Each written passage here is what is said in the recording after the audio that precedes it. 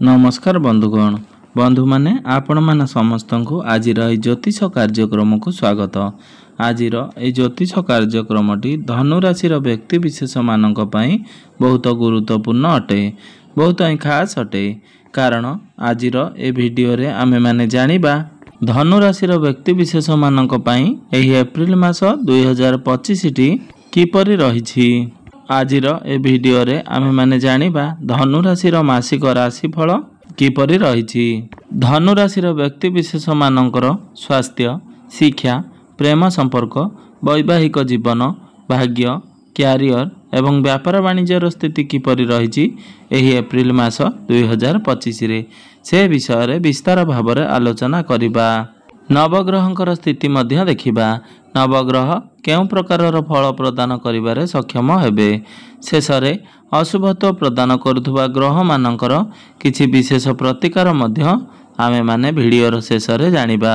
तेबे बंधु माने वीडियोटी को आगो को बढ़िबा पूर्वरु जदि आपण मानकर धनु राशि होइथाए तेबे वीडियोटी को स्किप न करी थरे मात्र शेष पर्यंत निश्चिंत देखंतु एवं वीडियो को गोटे लाइक करी चैनल टी को सब्सक्राइब कर दियंतु। जदि आपण माने सच्चा हृदय रे ईश्वर को भक्ति करुथांती, विश्वास करुथांती तेबे भक्ति एवं श्रद्धार सहित कमेंट बॉक्स रे जय श्री जगन्नाथ, जय माँ लक्ष्मी अवश्य लिखि दियंतु। तेबे बंधु माने आसंतु आरंभ करिबा आज रही कार्यक्रम को, जहा कि जन्म राशि एवं चंद्र राशि उपरे संपूर्ण आधारित अटे। तो राशि चक्रर 12 गोटी राशि मध्यरु नवम राशि हेउची धनु राशि एवं धनु राशि राशियाधिपति हेउचंती देवगुरु बृहस्पति।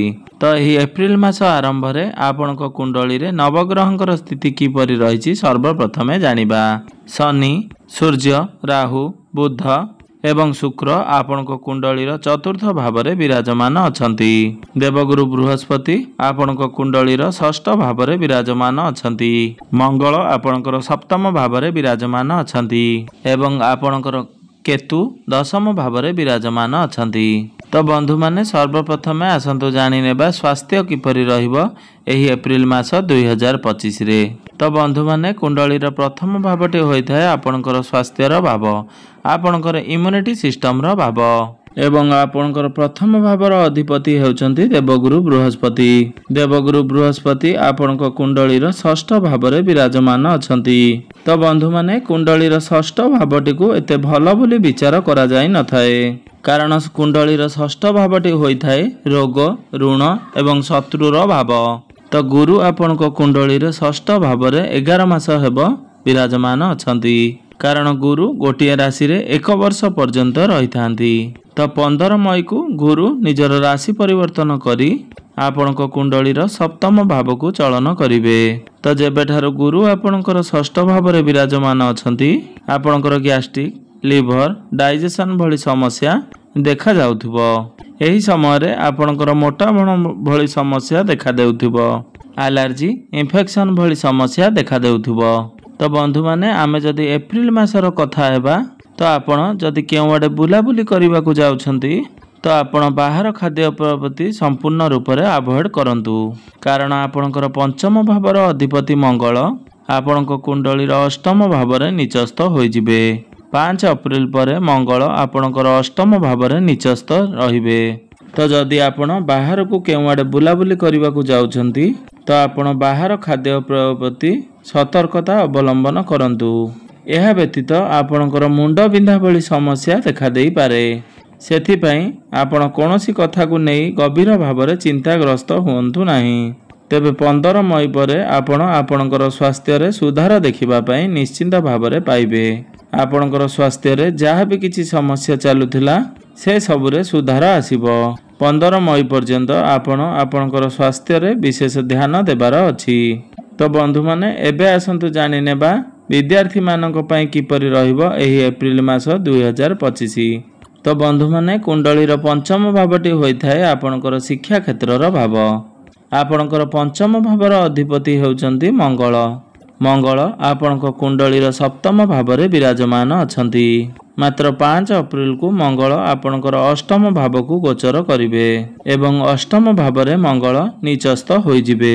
ତ ଆପଣଙ୍କର ଯଦି ସେପରି କିଛି ଅର୍ଜେଣ୍ଟ ନାହିଁ ତ ଆପଣଙ୍କର ପାଠପଢ଼ା ଜନିତ କୌଣସି ବି କାର୍ଯ୍ୟ ଆପଣ ଯଦି ଆପଣଙ୍କର ପାଠପଢ଼ାକୁ ନେଇ କୌଣସି ନିଷ୍ପତ୍ତି ନେବାକୁ ଚାହୁଁଛନ୍ତି ତ ଆପଣ ଏହି ଏପ୍ରିଲ ମାସଟିକୁ ସମ୍ପୂର୍ଣ୍ଣ ରୂପରେ ସ୍କିପ୍ କରିଦେବା ଉଚିତ।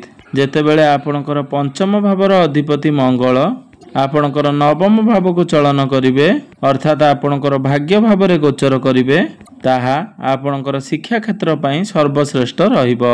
ତ ଆପଣ ପାଠପଢ଼ା ରିଲେଟେଡ୍ ଯାହା ବି କିଛି କରିବାକୁ ଚାହୁଁଛନ୍ତି ତ ଯଦି ଆପଣ ମଇ ମାସରେ ଏହା କରନ୍ତି ତ ଆପଣଙ୍କ ପାଇଁ ସର୍ବୋତ୍ତମ ରହିବ। ତ ଏହି ଏପ୍ରିଲ ମାସଟି ଆପଣଙ୍କର ଶିକ୍ଷା କ୍ଷେତ୍ର ପାଇଁ ସେତେଟା ସପୋର୍ଟିଭ୍ ରହୁନାହିଁ। ତ ଯଦି ଆପଣଙ୍କର ଏହି ଏପ୍ରିଲ ମାସରେ କୌଣସି ଏକ୍ଜାମ୍ ରହିଛି ତ ଆପଣଙ୍କର ଏକ୍ଜାମ୍ 60% ଭଲ ରହିବ। ମାତ୍ର ଆଉ ଯେଉଁ 40% ରହିଲା ଆପଣଙ୍କର ମାଇଣ୍ଡ ଡାଇଭର୍ଟ ହୋଇପାରେ। ଆପଣ ନିଜେ ହିଁ ନିଜର ପାଠପଢ଼ାରେ ସମସ୍ୟା ସୃଷ୍ଟି କରିବେ। ଆପଣ ଗେମ୍ ଅନଲାଇନ୍ ବା ଅନ୍ୟ କୌଣସି ଜିନିଷରେ ଆପଣଙ୍କର ମନ ଲାଗିପାରେ ଯାହା ଫଳରେ ଆପଣଙ୍କର ପାଠପଢ଼ାରେ ଫୋକସ୍ ରଖିପାରିବେ ନାହିଁ। ସେଥିପାଇଁ ଆପଣ ଆପଣଙ୍କର ମନକୁ ନିୟନ୍ତ୍ରଣ କରିବା ଉଚିତ। ତ ବନ୍ଧୁମାନେ ଏବେ ଆସନ୍ତୁ ଜାଣିନେବା ଆପଣଙ୍କର ପ୍ରେମ ଜୀବନ କିପରି ରହିବ ଏହି ଏପ୍ରିଲ ମାସ 2025ରେ। ତେବେ ବନ୍ଧୁମାନେ କୁଣ୍ଡଳୀର ପଞ୍ଚମ ଭାବଟି ଶିକ୍ଷା କ୍ଷେତ୍ରର ଭାବ ହେବା ସହିତ ପଞ୍ଚମ ଭାବଟି ଆପଣଙ୍କର ପ୍ରେମ ଜୀବନର ଭାବ, ଆପଣଙ୍କର ସନ୍ତାନ ସନ୍ତତିର ଭାବ। ତ ଆପଣଙ୍କର ପଞ୍ଚମ ଭାବର ଅଧିପତି ହେଉଛନ୍ତି ମଙ୍ଗଳ। ମଙ୍ଗଳ ଆପଣଙ୍କ କୁଣ୍ଡଳୀର ସପ୍ତମ ଭାବରେ ବିରାଜମାନ ଅଛନ୍ତି। 5 ଏପ୍ରିଲକୁ ଆପଣଙ୍କ କୁଣ୍ଡଳୀର ଅଷ୍ଟମ ଭାବକୁ ଚଳନ କରିବେ ଏବଂ ଅଷ୍ଟମ ଭାବରେ ମଙ୍ଗଳ ନିଚସ୍ତ ହୋଇଯିବେ। ଏହା ବ୍ୟତୀତ ଆପଣଙ୍କ ରାଶିର ରାଶ୍ୟାଧିପତି ଦେବଗୁରୁ ବୃହସ୍ପତି ଆପଣଙ୍କ କୁଣ୍ଡଳୀର ଷଷ୍ଠ ଭାବରେ ବିରାଜମାନ ଅଛନ୍ତି। ଏହା ବ୍ୟତୀତ ସୂର୍ଯ୍ୟ, ଶନି, ରାହୁ, ବୁଧ ଏବଂ ଶୁକ୍ର ଏମାନେ ମଧ୍ୟ ସାଙ୍ଗ ହୋଇ ଅଛନ୍ତି। ତ ଆପଣ ଆପଣଙ୍କର କ୍ରୋଧ ଉପରେ ଟିକେ ରୋକ ଲଗାନ୍ତୁ। ଆପଣ ଆପଣଙ୍କର ବାଣୀ ଉପରେ ନିୟନ୍ତ୍ରଣ ରକ୍ଷା କରନ୍ତୁ କାରଣ ମଙ୍ଗଳ ଆପଣଙ୍କର ଅଷ୍ଟମ ଭାବରେ ନିଚସ୍ତ ହୋଇଯିବେ ଏବଂ ଅଷ୍ଟମ ଭାବରେ ମଙ୍ଗଳ ରହି ଆପଣଙ୍କର କୁଣ୍ଡଳୀର ଦ୍ୱିତୀୟ ଭାବକୁ ଦୃଷ୍ଟି ଦେବେ। ଦ୍ୱିତୀୟ ଭାବଟି ହୋଇଥାଏ ବାଣୀର ଭାବ। ଶନିଙ୍କର ଦୃଷ୍ଟି ମଧ୍ୟ ଆପଣଙ୍କର ଲଗ୍ନ ଭାବ ତଥା ପ୍ରଥମ ଭାବ ଉପରକୁ ରହିବ। ତ ଶନିଙ୍କର ଦୃଷ୍ଟି ଆପଣଙ୍କର ପ୍ରଥମ ଭାବ ଉପରେ ରହିବା ଦ୍ୱାରା ଆପଣଙ୍କ ମଧ୍ୟରେ ଜିଦି ସ୍ୱଭାବ ଦେଖାଦେବ। ଆପଣଙ୍କର ବାଣୀ ଉପରେ ନିୟନ୍ତ୍ରଣ ନ ରହିବା କାରଣରୁ ଆପଣଙ୍କ ପାଇଁ ଆପଣଙ୍କ ପ୍ରେମ ଜୀବନରେ ବହୁତ ସମସ୍ୟା ସୃଷ୍ଟି ହେବ। ସେଥିପାଇଁ ବନ୍ଧୁମାନେ ଆପଣ ଆପଣଙ୍କର ଜିଦି, ବାଣୀ ଏବଂ କ୍ରୋଧ ଉପରେ ନିୟନ୍ତ୍ରଣ ରକ୍ଷା କରନ୍ତୁ। ଶୁକ୍ରଙ୍କ ସହିତ ରାହୁ ବିରାଜମାନ ଥିବା ହେତୁ ଆପଣଙ୍କ ମନରେ ଶଙ୍କା ବା ଡାଉଟ୍ସ କ୍ରିଏଟ୍ ହେବ। ଆପଣଙ୍କ ମଧ୍ୟରେ ଆର୍ଗୁମେଣ୍ଟ ହୋଇପାରେ। ତ ବନ୍ଧୁମାନେ ଏବେ ଆସନ୍ତୁ ଜାଣିନେବା ଆପଣଙ୍କର ବୈବାହିକ ଜୀବନ କିପରି ରହିବ ଏହି ଏପ୍ରିଲ ମାସ 2025ରେ। ତ ବନ୍ଧୁମାନେ କୁଣ୍ଡଳୀର ସପ୍ତମ ଭାବଟି ହୋଇଥାଏ ଆପଣଙ୍କର ବୈବାହିକ ଜୀବନର ଭାବ, ଆପଣଙ୍କର ଜୀବନ ସାଥୀଙ୍କର ଭାବ। ଆପଣଙ୍କର ସପ୍ତମ ଭାବର ଅଧିପତି ହେଉଛନ୍ତି ବୁଧ। ବୁଧ ଆପଣଙ୍କ କୁଣ୍ଡଳୀର ଚତୁର୍ଥ ଭାବରେ ତଥା କେନ୍ଦ୍ରରେ ବିରାଜମାନ ଅଛନ୍ତି। ତ ଆପଣଙ୍କର ବୈବାହିକ ଜୀବନ ଏହି ଏପ୍ରିଲ ମାସରେ ଭଲ ରହିବ। ମାତ୍ର ରାହୁ ଏବଂ ଶନି ଯେହେତୁ ଏକତ୍ର ବିରାଜମାନ ଅଛନ୍ତି ତ ଆପଣ କି ଆପଣଙ୍କର ଜୀବନ ସାଥୀ ଟିକେ ବ୍ୟସ୍ତତା ଭିତରେ ଗତି କରିପାରନ୍ତି। ଆପଣଙ୍କ କାର୍ଯ୍ୟ କ୍ଷେତ୍ରରେ କାର୍ଯ୍ୟଭାର ବଢ଼ିଯାଇପାରେ। ମାତ୍ର ବୈବାହିକ ଜୀବନ ବହୁତ ହିଁ ଭଲ ରହିବ। ଆପଣ 2 ଜଣ ମିଶି କିଛି ପ୍ଲାନିଂ କରିପାରନ୍ତି। ଆପଣ କେଉଁଆଡ଼େ ବୁଲାବୁଲି କରିବା ପାଇଁ ପ୍ଲାନିଂ କରିପାରନ୍ତି। ପାର୍ଟନରସିପ୍ର ପ୍ଲାନିଂ କରିପାରନ୍ତି ବା ଆପଣ ଫ୍ୟାମିଲି ପ୍ଲାନିଂ କରିପାରନ୍ତି। ତ ସେଥିରେ ଆପଣଙ୍କୁ ନିଶ୍ଚିନ୍ତ ଭାବରେ ସଫଳତା ପ୍ରାପ୍ତି ହେବ। ତ ବନ୍ଧୁମାନେ ଏବେ ଆସନ୍ତୁ ଜାଣିନେବା ସବୁଠାରୁ ମହତ୍ତ୍ୱପୂର୍ଣ୍ଣ ବିଷୟବସ୍ତୁ ଆପଣଙ୍କର ଭାଗ୍ୟ, କ୍ୟାରିୟର ଏବଂ ବ୍ୟାପାର ବାଣିଜ୍ୟର ସ୍ଥିତି କିପରି ରହିଛି ଏହି ଏପ୍ରିଲ ମାସ 2025ରେ। ତ ବନ୍ଧୁମାନେ କୁଣ୍ଡଳୀର ନବମ ଭାବଟି ହୋଇଥାଏ ଆପଣଙ୍କର ଭାଗ୍ୟର ଭାବ ଏବଂ ଦଶମ ଭାବଟି ହୋଇଥାଏ ଆପଣଙ୍କର କାର୍ଯ୍ୟକ୍ଷେତ୍ର ତଥା କ୍ୟାରିୟରର ଭାବ ଏବଂ ସପ୍ତମ ଭାବଟି ହୋଇଥାଏ ଆପଣଙ୍କର ବ୍ୟାପାର ବାଣିଜ୍ୟର ଭାବ। ଆପଣଙ୍କର ଭାଗ୍ୟ ଭାବର ଅଧିପତି ହେଉଛନ୍ତି ସୂର୍ଯ୍ୟଦେବ, ଯିଏ ଦେବତାମାନଙ୍କର ରାଜା ଅଟନ୍ତି। ସୂର୍ଯ୍ୟ ଯିଏକି ଆପଣଙ୍କ କୁଣ୍ଡଳୀର ଚତୁର୍ଥ ଭାବରେ ବିରାଜମାନ ଅଛନ୍ତି ଏବଂ 15 ଏପ୍ରିଲକୁ ସୂର୍ଯ୍ୟ ଆପଣଙ୍କର ପଞ୍ଚମ ଭାବରେ ଚଳନ କରିବେ ଏବଂ ପଞ୍ଚମ ଭାବରେ ସୂର୍ଯ୍ୟ ଉଚ୍ଚସ୍ତରେ ବିରାଜମାନ କରିବେ। ତ ଆପଣଙ୍କର ଭାଗ୍ୟ ଭାବର ଅଧିପତି आपणकर पंचम भाव में उच्चस्थ हेबार अर्थ आपणको प्रत्येकटी क्षेत्र में आपणको भाग्य संपूर्ण रूप से साथ देव। आपणको भाग्य पूर्ण मात्रा रे साथ पाइबो एवं आपण जहाँ भी जो कार्य भी करेंगे आपण को निश्चिंत रूप से आपणको भाग्य साथ मिलिबो।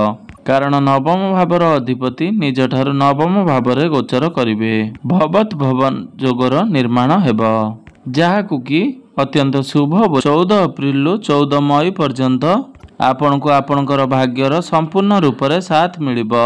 एही समय रे आपण को सरकारी क्षेत्ररू लाभ प्राप्ति हेबो।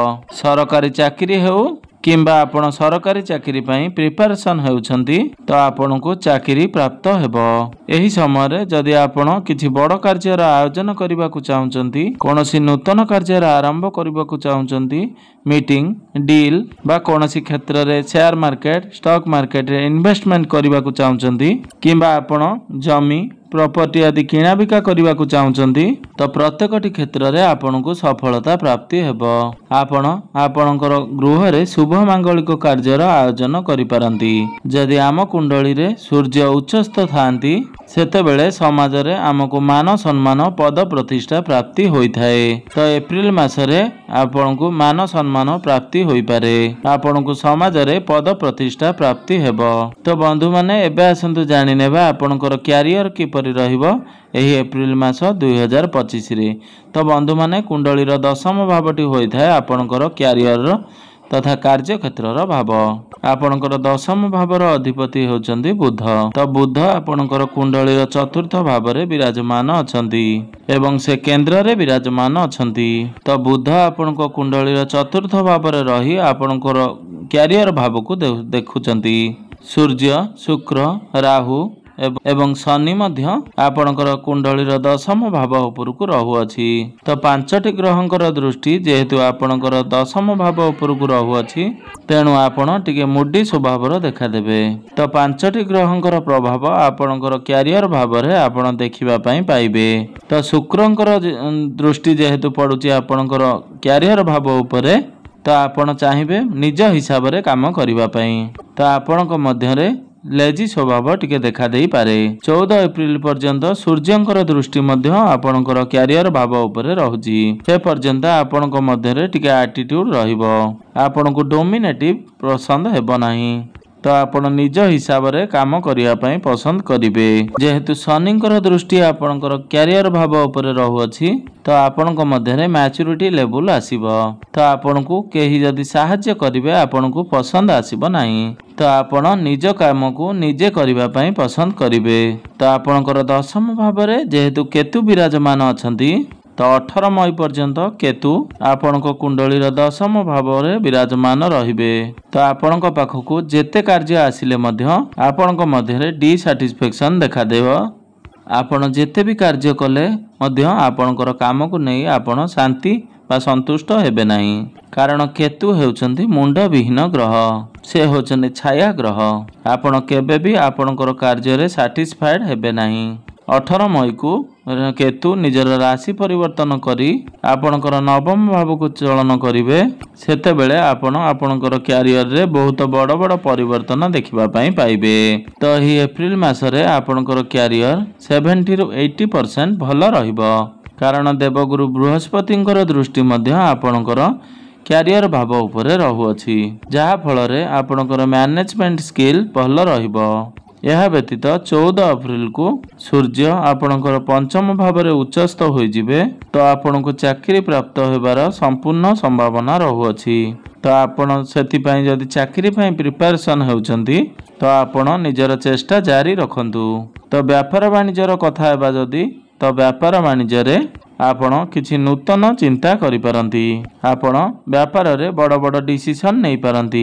कारण शुक्रंक सहित शनि विराजमान अछंती बुध मध्य विराजमान अछंती। तो यही एप्रिल मास रे आपण आपणकर व्यापार को आगु को बढ़ाइबा पई चिंता करिवे। किछि नूतन कर्मचारी मध्य आपणकर व्यापार रे रखिबे। तो यही एप्रिल मास रे आपण आपणकर व्यापार को बढ़ाइबा पई चेष्टा करिवे एवं व्यापार रे मध्य आपणकर ग्रोथ निश्चय हेबो।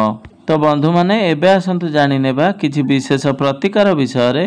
जे प्रतिकार गुड़िक करबा द्वारा एही मासरे आसुथबा ଅଶୁଭତ୍ୱ ଗୁଡ଼ିକ ଖଣ୍ଡନ ହୋଇ ଆପଣଙ୍କୁ ଶୁଭ ଫଳ ପ୍ରାପ୍ତି ହେବ ଏବଂ ଆପଣଙ୍କର ଭାଗ୍ୟରେ ଉନ୍ନତି ଆସିବ। ତ ପ୍ରତ୍ୟେକ ଦିନ ଗୁରୁଙ୍କର ବୀଜ ମନ୍ତ୍ରର ଜପ 108 ଥର ନିଶ୍ଚୟ କରନ୍ତୁ। ଯେହେତୁ ମଙ୍ଗଳ ଏହି ଏପ୍ରିଲ ମାସରେ ଆପଣଙ୍କର ଦୁର୍ବଳ ସ୍ଥିତିରେ ରହୁଛନ୍ତି, ତ ମଙ୍ଗଳଙ୍କର ପ୍ରତିକାର ପାଇଁ ଆପଣ ପ୍ରତ୍ୟେକ ଦିନ ମଙ୍ଗଳଙ୍କର ବୀଜ ମନ୍ତ୍ରର ଜପ 108 ଥର ନିଶ୍ଚୟ କରନ୍ତୁ। ଏହା ସହିତ ଆପଣ ପ୍ରତ୍ୟେକ ଦିନ ହନୁମାନ ଚାଳିଶାର ପାଠ କରନ୍ତୁ ଏବଂ ପ୍ରତ୍ୟେକ ଦିନ ଉଦିତ ସୂର୍ଯ୍ୟଙ୍କୁ ତମ୍ବା ପାତ୍ରରେ ଜଳାର୍ଘ୍ୟ ଅର୍ପଣ କରନ୍ତୁ। ନିଶ୍ଚିନ୍ତ ଭାବରେ ସମସ୍ତ ଅଶୁଭତ୍ୱ ଗୁଡ଼ିକ ଖଣ୍ଡନ ହୋଇ ଆପଣଙ୍କୁ ଶୁଭ ଫଳ ପ୍ରାପ୍ତି ହେବ। ତ ବନ୍ଧୁମାନେ, ଆପଣଙ୍କର ଜୀବନ ମଙ୍ଗଳମୟ ହେଉ, ଏହା ହିଁ ଈଶ୍ୱରଙ୍କ ନିକଟରେ ଏତିକି ପ୍ରାର୍ଥନା।